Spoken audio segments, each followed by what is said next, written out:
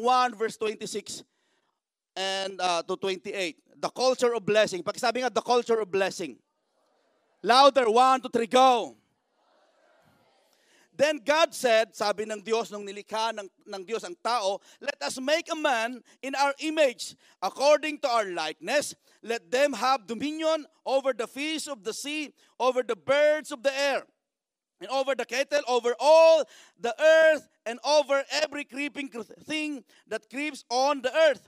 Verse 27, kayo naman po. 1, 2, 3, go.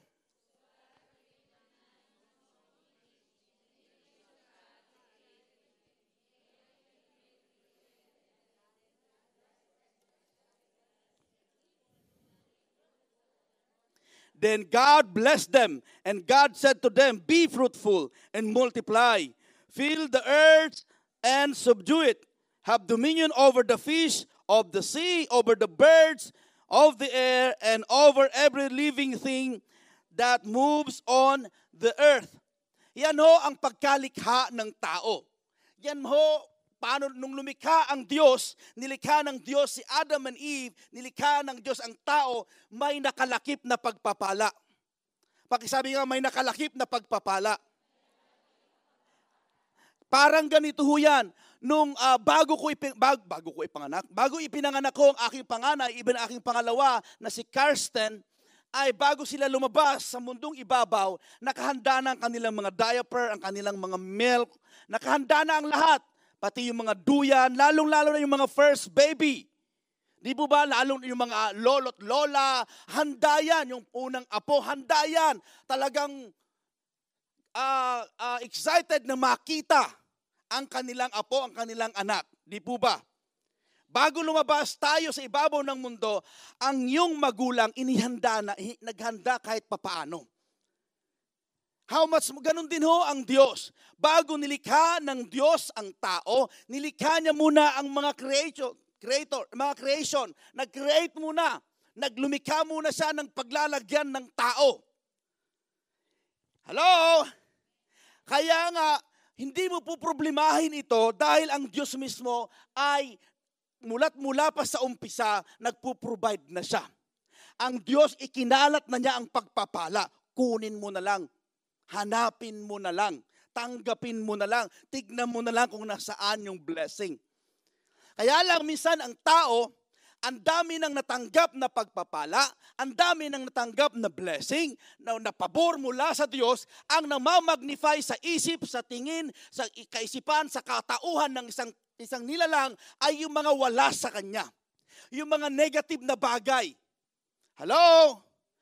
Na isa, kukunti lang na bagay. Halimbawa, nabawasan ng 50 Swiss franc ang iyong sahod. Napakalaking impact sa inyo. Hindi mo nakita na 20 years ka na dito, 15 years ka na dito, kumita-kita ka ng hindi lang 50 Swiss franc ang kinita mo na. 50 million na yata. Pero nung nabawasan ka ng 50 na Swiss franc, ang sama-sama ng loob mo. Hindi mo na nakita yung kalakasan na binigay ng Diyos sa iyo, yung pag-iingat na binigay ng Diyos sa iyo, yung kumain ka sa restaurant na may naglibre sa iyo na higit pa sa 50.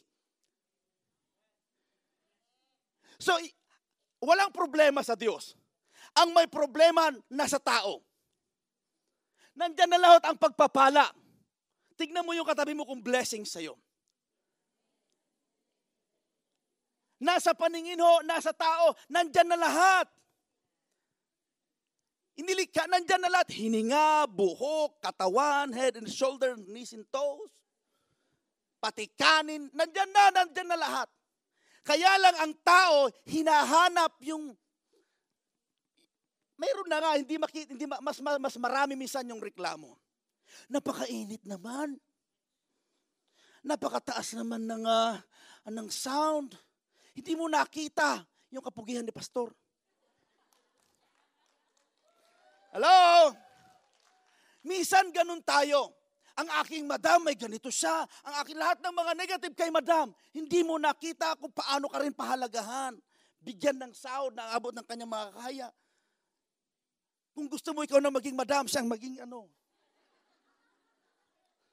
Hello? Minsan nasa character, nasa ilalim ng tao, nasa ating katauhan minsan. Napakaganda ng buhay, sinasayang mo pa. Magandang sinag ng araw, timing na timing. Panahon ng halo-halo. O di ganun na lang, instead na magreklamo ka. Malamig naman, panahon ng kape. Nag-iisa ako, wala pa akong asawa. At least, freelancer ako.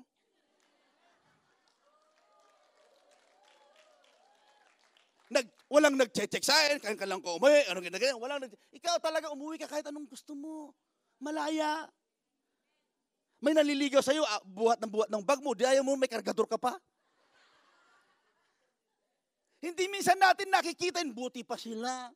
Buti pa sila. Alam mo yung iba naman, naiinggit din sa'yo, buti ka pa, nasa abroad ka. Ikaw na nasa abroad, gustong umuwi. Yung nasa Pilipinas, gustong mag-abroad. Palakpakan nga natin sa ang Panginoon. Bakit ko nasasabi yan? Dahil kailangan mag-create yung lifestyle, kaya nga culture of blessing. Kaya nga nung pagkalikha ng Diyos, ang tao may kalakip na pagpapala, kaya lang ang tao hindi nakita. Pagkalikha ng Diyos, ang tao, sabi kagad ng Diyos, at pinagpala sila. Okay? Culture, ibig sabihin ng culture is how we do things around here. Anong ginagawa na? Relationship, values, what you believe, behaviors, or anumang mga bagay pa. Ang culture ng Pilipino, ibang klase ang kultura po natin. Hello? Unique. Ikumpara mo sa iba. Amen? Hindi ibig sabihin na mas mababa ang natin, kaya lang yun ang culture natin. Na kunting mga bagay lang tumatawa. May problema talagang talagang ang kultura natin ay yung kung paano tayo mag-behave, yung paano tayo yung pananampalataya natin, paano tayo maniwala, ay ibang-iba ho. Yun ibig sabihin ng culture. Ang kultura, kaya nga lang, nung napunta ka dito sa Swiss, kailangan mo minsan alisin yung pagiging pagka-Pinoy mo sa Pilipinas, natapon ng basura, tapon dito. Kailangan mong ibahin yung kultura mo, yung behavior mo. Hello? Why? Kasi nga nananahan ka sa isang bansa na iba ang kultura at iba ang paniniwala at iba paano sila mag-execute ng batas ho dito. Kailangan mag-abide ka. Ganon din ho sa Diyos. Nung tinanggap mo ang Diyos, nung likha tayo ng Diyos, may culture po yan. Dapat ho i-execute natin, i-exercise po natin. Dapat yun mag-abide tayo sa Kanya. Kaya nga sabi ng Diyos na abide in me. Para dumalo yung culture ng heaven, culture ng Diyos, yung kultura ng pagpapala. Hello, naiintindihan niyo po ba ako? Lahat na minaantok magsabi ng amen malakas. Mayroon pa rin. After God created man, the first thing God said to them is a blessing. Basahin natin sa verse 28, nandiyan po sa screen. 1, 2, 3, go! Louder please para magising yung katabi mo. 1, 2, 3, go!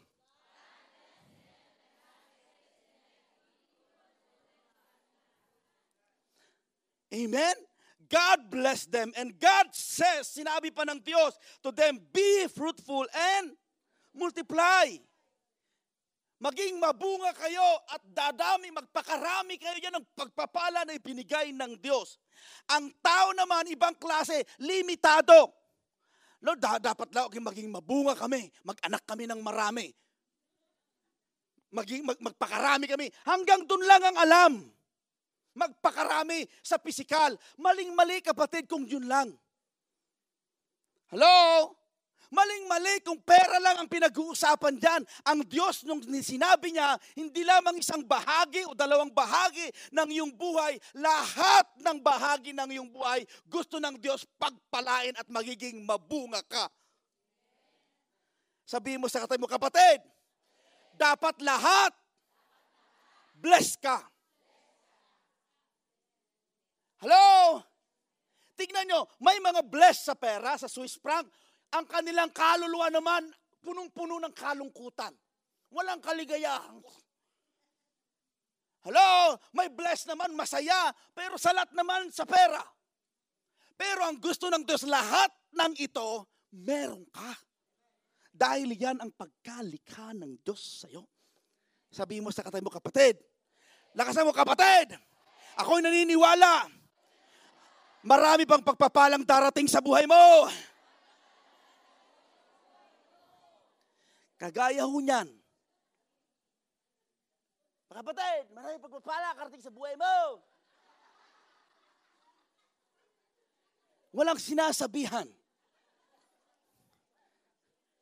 Ang ibig hong sabihin ng to bless, ang sabi niya sa Hebrew word, ang Biblia ho ay sa Old Testament ho, na-translate ho ang Old Testament sa Hebrew. Pagdating ho sa New Testament ay na-translate ho ang New Testament sa Greek. Okay? Tatlohong lingwahe na tatlong lingwahe ang translation ng unang-unang Biblia. Hebrew, Greek, at saka Aramaic. Hindi Arabic, kundi Aramaic. Tama ba yung pronounce ko? Okay? Ang ibig sabihin ng to bless ay ng Hebrew word is barak. Ibig sabihin, literally means to kneel before someone. Okay? Pag sabi, kneel before someone. Ibig pong sabihin, bali yung kaisipan ho natin minsan. Di ba kapag nagpipray ka, yung pinagpapala mo, ang lumuluhod. Hello? Yung binibless mo, siya ang lumuluhod. Hindi ho. Ang nagpapala, siya ang lumuluhod. Siya ang, halimbawa, ito yung anak ko na si Caleb, pag binibless ko siya, ako yung nakaluhod, hindi si Caleb ang nakaluhod. Bakit to? Ganyan ho ang nangyari sa creation pa lamang. Matatandaan nyo kung ang Diyos nilikha niya ang sanlibutan ng ang creation, ay sabi niya, sinilikha niya lang ito sa pamamagitan ng bibig. Okay? Nilikha lang niya ito sa pamamagitan ng bibig. Pero nung nilikha ng Diyos ang tao, kumilos siya.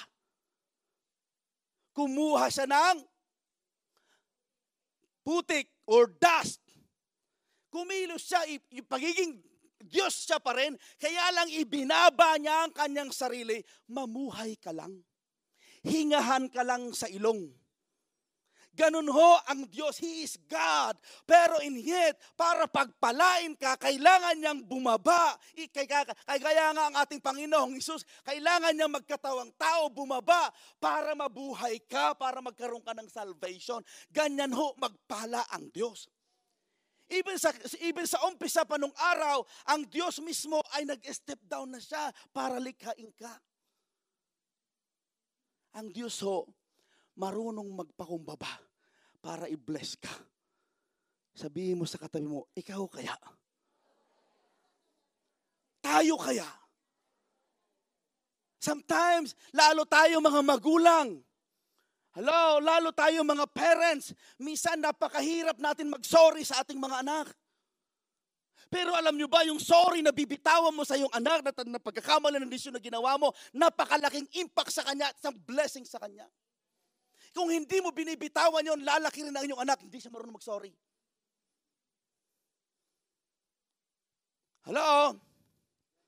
Sabi, Genesis chapter 2 verse 7, Then the Lord God, ito po, formed the man from the dust of the ground. He breathed the breath of life into the man's nostrils, and the man became a living person.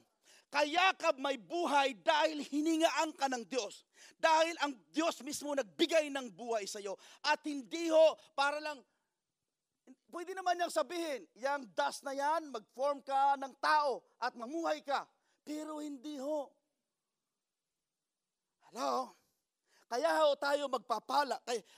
Sabi niya sa Matthew 2 verse 28, For even the Son of Man, which is Jesus ang binabanggit po dyan, came not to be served, but to serve others and to give His life as a ransom for many.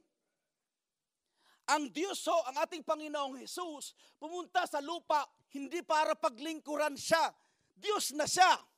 Pumunta ho sa lupa para siya ang maglingkod. Kaya ang leadership din ho ng ating church is servant leadership. Hindi ho kami parang politician na halimbawa na hindi naman lahat ng politician, hindi mo kayo parang dahil ako ang manager mo, paglingkuran mo ako, hindi ho ang pag ako pastor, kapag ako leader, kami ho maglilingkod sa inyo sa abot ng aming makakaya. Sa grasya ng Diyos. Ganun ho. Kung ganun ho ang culture ng Geneva Christian Center, kung ganun ho ang kultura natin, wala hong mag-aaway. Halimbawa, nasabihan yung iba, magpapasensya na lang. Walang mag-aaway. Pabaitan ang dating, pababaan. Hindi pataasan. Sinabi ko nung last Friday, ang pagpapala na iipon, ang ulan na iipon sa mabababang lugar. Ang pagpapala ng Diyos pag binuhos niya, hindi ho naiipon sa mga matataas na tao, sa mga mayayabang na tao. Naiipon ang blessing ng Lord sa mga taong mapagpakumbaba. Kapag kayo, tayong lahat, bless ng Lord, magkaroon ng permit, pagpalain ng mga material na bagay, everything, huwag tayong magmataas. Di ba ang ulan pag bumagsak sa bundok, bababayan, pupunta dyan sa lake. Kung mayroon pang mas mababa dyan sa lake, aagos pa yan. Ganon din ho, kapag ikay mayabang, pinagpala ka. Wala kang wala. Mahirapan ka. Aagos lang.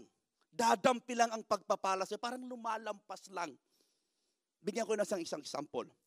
Dahil sumahod ka, gusto mong makita na sumahod ka, na may pera ka, maganda naman ho magkaroon ng mga ditatak. Okay lang ho yun. Bumili ka ngayon ng mga bagay-bagay dyan sa ribs, sa mga, talagang binili mo. Na out of budget ka. Yung sahod mo parang lumampas na lang. Nagyabang kasi, kaya kinapos. Isang example po yan. Tama lang ho. Pag isabi, tama lang. Okay lang ho na bumili ng mga bagay-bagay na mga para sa'yo. Enjoy mo yan. Pero kung lampas-lampas na, mahirap din. Hello? Pero ako'y naniniwala na bawat isa sa inyo, tayong lahat, o darating yung time magpapatotoo kayo, Pastor, dati ako nanghihiram, ngayon ako'y nagpapahiram. Pastor, dati ako'y ganito lang, pero tignan mo, Pastor, bless ako dito. Ganun magpala ang Diyos. Kapag bless ka ng Lord, ibahagi mo kung paano ka pinagpala. Testify para yung iba ay ma-encourage. Sa Philippians chapter 2, verse 8, and being found in human form, tingnan nyo, He humbled Himself by becoming obedient to the point of death, even death on a cross. Yan ho ang ating Panginoong Hesus. Tingnan nyo, paano pumunta ang Diyos, ang ating Panginoong Hesus, pumunta sa lupa, saan ipinanganak? Sa manger. Hello? Sa sabsaban. Ikaw, saan ka ipinanganak? Meron mo ipinanganak dito sa sabsaban? Sa bahay, sa tricycle. Di po ba? Napakababang paningin, di po ba? Kapag ipinanganak sa sabsaban dahil walang tamanggap sa kanila at that time. Pero hindi ho nagtapos doon. Hinugasan niya ang paa ng kanyang mga disciples. Naglingkod siya, hindi pa rin nagtapos ho doon. Ipinako siya at pinatay. Inilibing. Grabe. Parang ganito, literal, parang ganito. Sabi ko, ang galing ng, grabe Lord, ang pag-ano mo sa akin, pagpapako mo para ma-raise out mo kami. At mababasa mo yon nung 3 days na namatay, si Jesus pumunta sa hell para kunin yung key. Para mayroong salvation. Ibig sabihin, ito literal, namatay, pinanganak sa sabsaban, namatay sa cross, inilibing. Saan inilibing? Sa ilalim ng lupa. Hindi lamang sa ibabaw, kundi sa ilalim. Sa ilalim, ganun dapat ho tayo mga Kristiyano. Kung kailangan mo pang magpakumbaba, yun pa, kasama ho ako. Pag pinupuri ka, pinapalakpakan ka, kapag, wag ho, iwasan ho natin. Tignan ho, ang pride ho, yan po ang nagbagsak kay Lucifer. Ibigay natin ang kaluwalhatian sa Diyos. Sabi niya sa Philippians chapter 2 verse 5, let this mind be in you, which was also in Christ. Ganun ho ang kaisipan ng ating Panginoong Hesus. Sana, and I pray, sabi ni Paul, ganun din kayo. Sabihin mo sa kapatid mo, ganun din ako. Ulitin ko, minsan ho, paalala, hindi ho lahat ng labanan sa buhay ay dapat mong labanan. Hindi lahat ng mga bagay na narinig mo na against sa'yo ay dapat mong patulan. Hindi lahat ho ng labanan. Tingnan mo, i-check mo rin. Anong mapapala ko dito kapag papatulan ko? Parang pumunta ka rin sa level niya. Amen? Pero ito ang mahirap ho sa ating kulturang Pilipino. Hindi po tayo expressive. Hindi tayo appreciative. Amen? Ang kultura karamihan, di naman lahat ng Pilipino ay kapag galit ngayon, next year galit pa rin. Nagkamayan, nag-shake hands na, gano'n na, galit pa rin yon. Magtanim ng sama ng loob ay hindi na ho nararapat sa kultura ng kaharian ng Diyos yan. Ang Diyos nga, pinatawad ka niya at sabi niya, ang iyong kasalanan ay nilimot ko na at you are kasing puti mo na ng snow. Sabi niya, ganun no, yun ang kultura. Most of us, it's hard for us to humble or kneel and bless our loved ones. Napakahirap natin pagpalain. Nakita mo na yung anak mo, nakakuha ng mataas na grades, nakita mo na yung kapatid mo, nakapasa, nakita mo na yung ganito, nakita mo yung katabi mo ngayon, na bagong gupit siya. Matipid na matipid tayo. Hindi mo man lang siyang kinamayan, hi, hello, ay bagay mo yung suot mo. Pero kapag nakita mo yung kapatid mo, nagkamali, pakikialaman yan. Mali! Hello? Sabi mo sa katabi, may mali. May mali. Parang ganito yan. Ang pag-appreciate o pananalita ay blessing yan. Kung gagamitin mo sa tama. Ang apoy, pakisabi apoy. Louder, apoy. Ang apoy, kapag inilagay mo sa kalan, inilagay mo sa lutuan, makakapagluto ka ng kanin. Nasa tamang lugar. Pero kapag ang apoy, ilagay mo sa kutsyon, sa kama, sa mga damit, sunog ang dating. Ganon din ho ang pananalita. Kapag ilagay mo sa tama, pagpapala. Pero kapag ilagay mo ang pananalita sa mali, sunog. Away. Sabihin mo sa katabi mo, pili. Mamili tayo. Kaya nga sabi ko, introduction kayo na dapat, I pray na itong week na ito, i-apply ho natin ito. Yung pananalita ko, ang bilis kong magsalita, ang bilis kong magreklamo, ganun din sana, ang bilis kang magpasalamat, ang bilis kang magpuri sa Panginoon. Ang bilis mo makakita ng negative, ng mga kahinaan, ng may kahinaan, ganun din sana, ang bilis mo rin sana magpasalamat. Minsan nagagamit natin sa mali, parang lagari, ginawa mong martilyo. Kasiraan ho yun. Naunawaan niyo po ba ako? Number 2, ang culture of blessing o yung blessing na binabahagi ko po ito sa inyo is to empower to prosper. Pagkasabi empower to prosper. Isa pa, 1, 2, 3, go. Kaya nga sinabi ng Diyos sa mga tao, be fruitful. In-empower niya, wala pang ginagawa, and multiply. Pagkalikha ng tao, maging mabunga kayo. Hindi pa nanganganak, hindi wala. Pero nakita na ng Diyos na yun ang mangyayari at yun sinabi niya. Napakahalaga na banggitin mo yung mga bagay na gusto mong makita sa iyong anak. Banggitin mo na ngayon. Makita sa iyong asawa, banggitin mo na. Hello? Makita sa iyong leader, sa iyong life group, sa iyong kapatid. Kapag mayroon siyang negative na nangyari, yun ang binabanggit mo, pinapamalita mo. Kapag may positive, hindi mo mabanggit. Naiinggit.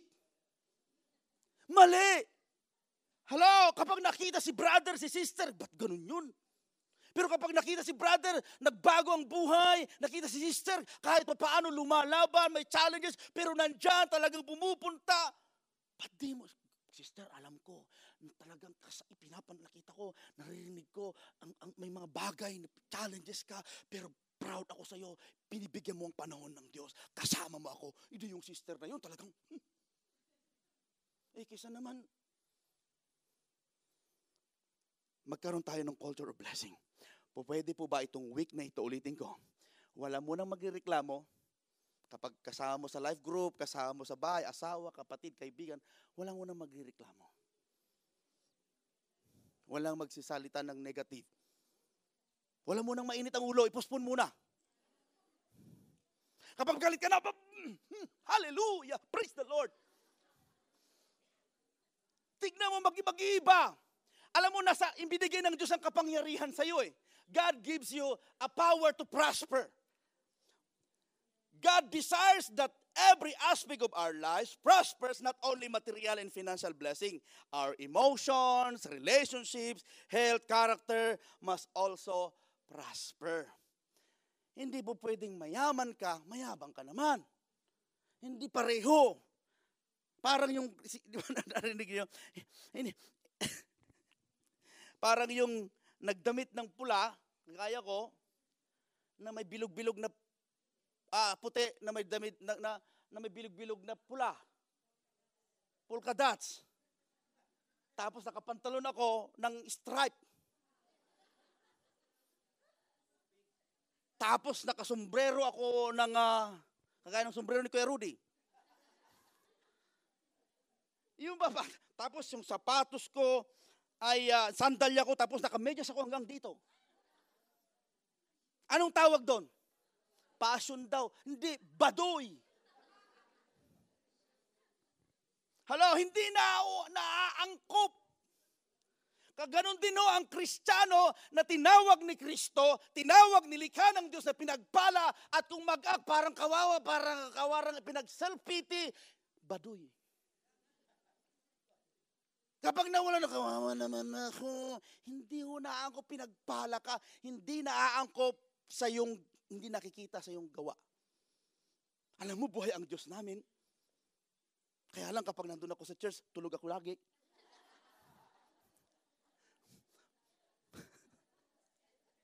Di ba, liho, si Lazaro, hindi naman niya sinabi, Lazaro, mabuhay ka. Sabi ng Jesus, gumising ka, Lazaro, bumangon ka. At kay Eutychus naman sa Book of Acts, may nahulog. Dahil tulog. Alam niyo yan?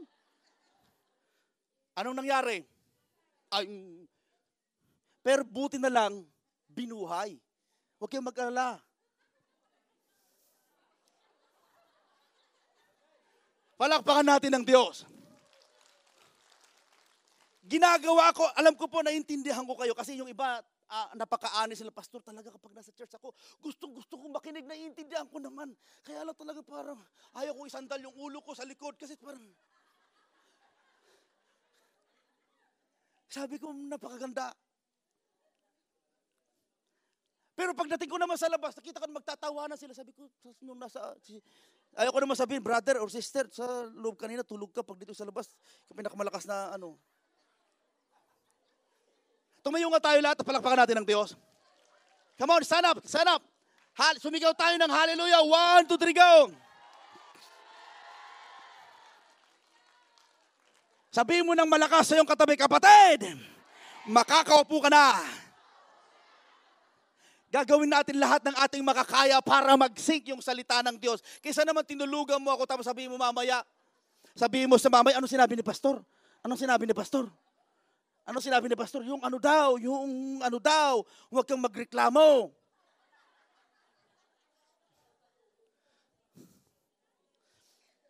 Okay? Kailangan yung emotion natin, huwag tayong sensitibo na masyado. Kapag Kristiyano ka, normal lang na makarinig ka, o kahit hindi ka Kristiyano, dapat nga daw, ang ating balat, ang ating damdamin ay parang lakos. Singkunat ng buhaya. Para kapag sabihan ka na hindi ka na offend. Hello? Yung relationship natin, paano tayo makitungo sa kapwa? Yung pagdating mo sa church, hindi mo nahintay, nakakamayan ka, ikaw pupunta, hallelujah, brother, hallelujah, praise the Lord, hallelujah. Kahit di ka man na-assign ng usher, kinakamayan mo ang lahat. Hindi yung pagdating mo sa church, parang Tom and Jerry,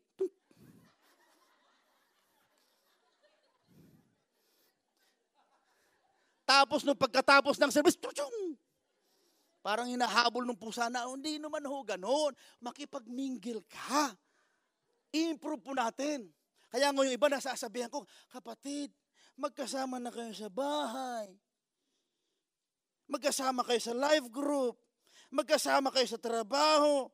Pagdating sa church, magkatabi pa rin kayo. Ganito, ganyan, ganyan. Hindi ba? Hello? Mahirap. Mag-improve po tayo lahat. Amen? Beloved, I pray that you may prosper, sabi ni John. In all things, pagkasabi, in all things. Kaya nga sabi, lahat ng bagay ay, panalangin ko na lahat ng bagay, pagpalain kayo. In quality and quantity. Napakasarap kaya na pag pinagpala ka, lahat, package deal na yun. Para kang nagpadala sa Pilipinas, kay Ate Helen, yung pinadala mo, may bagoong na, walang bagoong doon. May kumpleto na, may noodle, may pangtimpla ng noodle, may spaghetti na sila tinanggap ng iyong mahal sa buhay. Isang box. Ganon din ang Diyos pag nag-bless ka. Buo na. Amen? Sabi niya, you may prosper in all things and be in health just as your soul prospers. Pero ang tao, nakatuon lagi sa panlabas na anyo. Naalala ko, sinabi ko, minsan, malapit na ang summer. Dapat, i-build mo na yung katawang pang summer. Yung summer body na sinasabi, sabi ko, anong ibig sabihin ng summer body? Yung may abs? Yung, tama yung, anong motibo?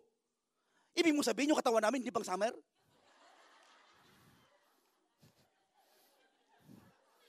Kayo na lang, porque kayo, sabihin mo sa katabi mo, kapatid, pang summer din to.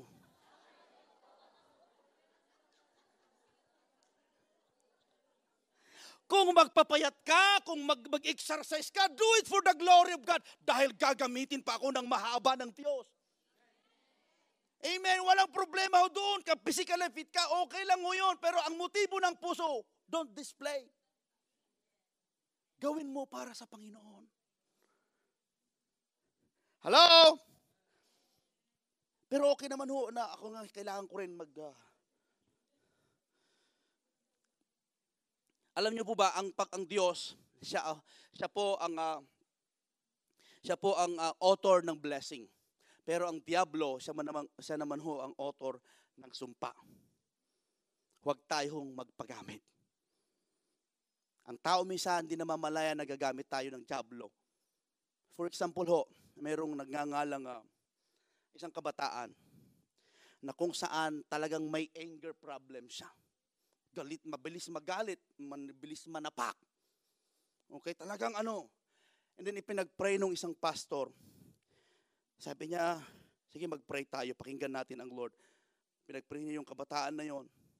And then pagkatapos na nag-pray, anong ipinakita ng Diyos sa'yo na pinagmumulan ng galit mo? Bakit napakabilis mong magalit? Sabi ng pastor sa kabataan. Sabi niya, wala, ayaw ko yan, wala. Wala, ayaw sabihin, wala. Ganyan. Wala. Sige, sabihin mo na, di ka matutulungan. Sa madaling salita, ikinuwento niya ang kanyang buhay. Nung 8 years old ako, 9 years old, 10 years old ako, nagkayaan sa bahay ang aking kasama ko yung kaklase. Nasa bahay kami lahat. And then, tulog kami doon, nanood kami hanggang alauna ng madaling araw. Tapos doon kami natulog. Mayroon pinahintulutan naman ako ng aking parents. At paggising ko ng madaling araw, naihian ko yung aking higaan. Totoong story po ito. Tapos, dahil madaling araw, sinabi ko sa nanay ko. At ang nanay ko ay tinulungan niya akong alisin kasi nakakaya sa mga kaklase ko. Pero nag-breakfast kami, gumising na yung aking mga kaklase. Nag-breakfast kami. At ikunito na rin ng aking nanay sa tatay ko na gano'n ang nangyari. Anong ginawa ng tatay mo? Pinagalitan ako sa harap ng pagkainan. At sinawag niya ako na bed wetter. Parang gano'n. Sa Ilocano, bayuot.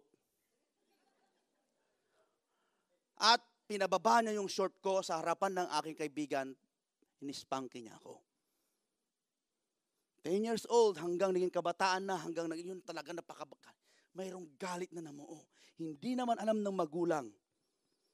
Tayo mga tatay, magulang, parents, hindi natin minsan namamalayan. Nag-i-inject tayo para yung iba. Mahal natin sa buhay ay ganon. Pero you know what? Maganda na nga, praise God, ang Diyos mismo ay kaya niyang pagalingin tayo sa ganong sitwasyon. Isang kabataang babae naman. Dahil summer, sabi nung nanay, aalis ka, lalabas ka na ganyan ang suot mo. Para kang prostitute. Kung ganyan ang suot mo lalabas, next year, bubuntis ka. Nangyari. Nagmula sa salita. Wala lang sa kanya yon, pero nagmula hanggang yung bata lumabas, nag-aano siya, bakit parang napakataas yung last ng kanyang buhay, parang niya, lastful yung pag-iisip niya, binitawan ng nanay para kang prostitute. Mag-ingat ho tayo sa ating binibitawan. O marahil iba sa inyo, nakarinig kayo kaya mayroong pinagmumulan. May kabataan ako nakausap, bakit kailan ka first nakainom, unang nakatikim ng pag-inom ng alak? Nung ang tatay ko ho ay may ginawang mali. Sa galit ko sa kanya, yun ho ang nagtulak. Kaya ang sinasabi ko ito, ang kaaway din ay siya rin ang author ng sumpa. Pag sinabing curse, ibig sabihin to disable, to speak ill, or to cripple, or to disempower, yung mayroon sana sa tao na yon ay nawawala. Hindi po ba kayo rin ho, binibigay mo yung the best mo and then suddenly, puro palpak ka naman. Isang salita lang, hindi mo na itatry ulit dahil narinig mo, puro palpak ka. What if, kung pumalpak, ulitin ulit. Sige ulit. Sige ulit. May pagkakataon pa. Ibahin ho natin ang ating mga salita. Amen?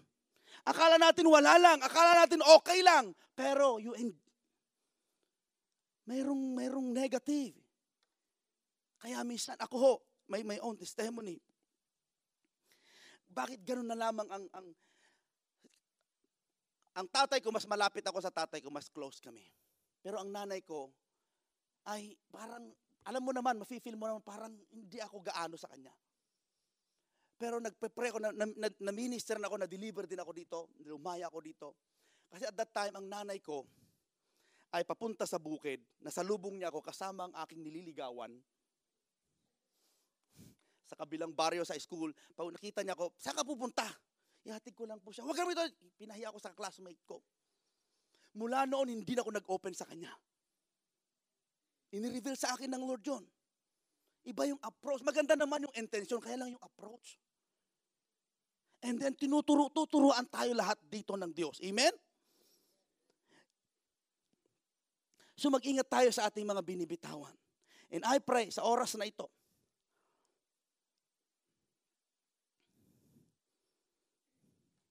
last, tumayo po tayo lahat. Ang ibig sabihin to bless, ito yung napakahalaga. Is to speak well of somebody or yung eulogy. Di ba pag nag-eulogy tayo, nagsasalita tayo sa mga patay? I mean, ina-appreciate natin yung mga mahal natin sa buhay.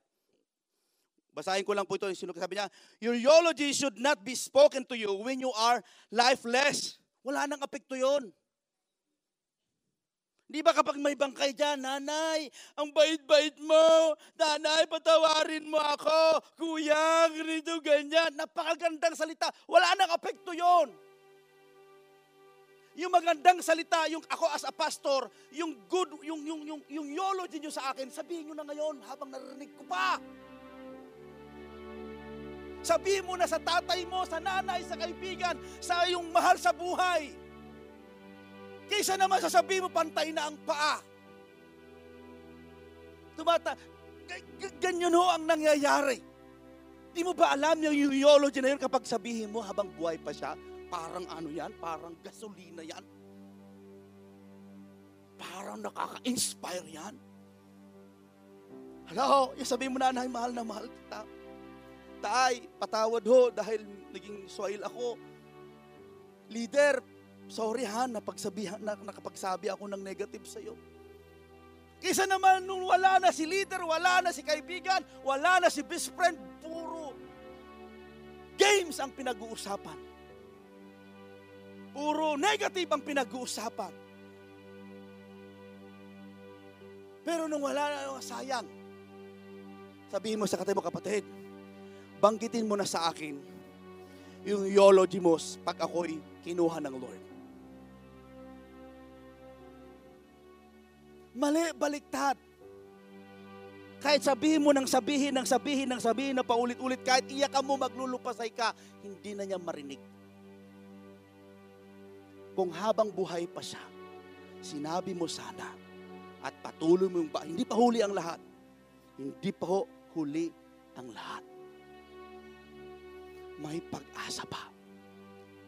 Kung kailangan humingi ng sorry, kailangan nang humingi ng sorry. We want people to speak well to and about us while we are alive and breathing. Gusto natin ng tao na magsalita sila sa atin habang tayo buhay pa ng mga gandang salita, di po ba? Sinong gusto ng ganon? Habang naririnig pa natin, gusto natin marinig yon. Yan ang kulang minsan ho, dito ho sa ating sa tao. Tayo na ho ay di man tayo magkakamag-anak lahat sa flesh, pero pinag-isa tayo ng Diyos as church bilang pamilya ni Kristo. Hindi tayo pare-pareho, pero isang pamilya tayo. Kailangan ho ng bawat isa yung word of appreciation, lalong-lalo na malayo sa mahal sa buhay, malayo sa anak, malayo sa tatay, may problemang pinagdadaanan, talagang sa trabaho, kung matipid ka dito, sayang naman.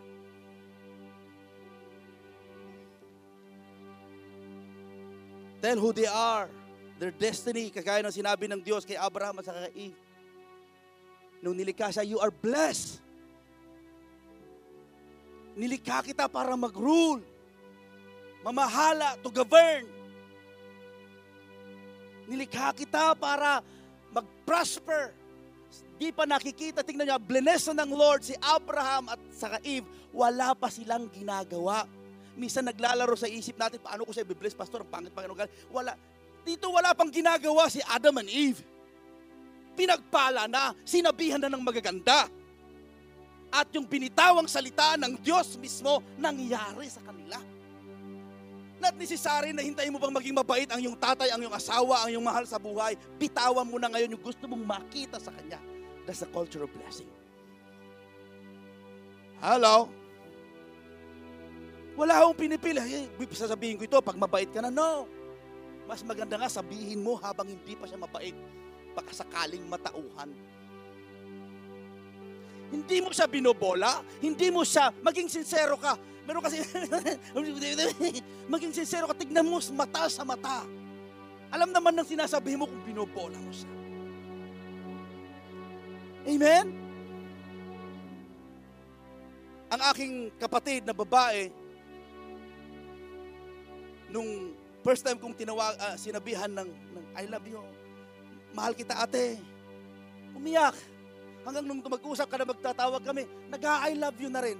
Ibig sabihin yung culture na ito ay nakakahawa.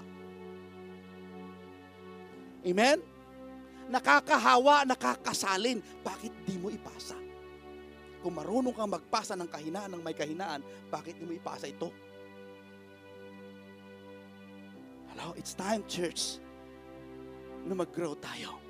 It's time na ibahin natin ang atmosphere. Even minsan, hindi lamang sa ibang tao, even sa sarili natin Napaka-ano ko naman. Napaka-ganito ko. Napaka-ano ako. Hindi ho ganun. Fill the earth. Ito ang sinabi ng Diyos. Fill the earth and subdue. Subdue it. Have dominion over the fish of the sea, over the birds of the air, and over every living thing that moves on the earth. Ang ginagawa po natin sa theology, anong kadalasan ginagawa natin sa theology? Na-appreciate, binabanggit yung mga ganda nilang ginawa. Doon nangyayari minsan, nagsosorry ka. Amen? Doon nangyayari, sinasabi mo yung mga magagandang bagay, walang negative kang sinasabi. Kami ho, ni Pastora, Gusto ho kami ho na ho maging, gagawin po namin ito hindi dahil lang sa itinuro ko pa, dahil ito ho ay nararapat. Gusto namin kayong i-bless. Gusto namin kayong pagpalain. Gusto namin banggitin yung mga bagay na dapat niyong marinig.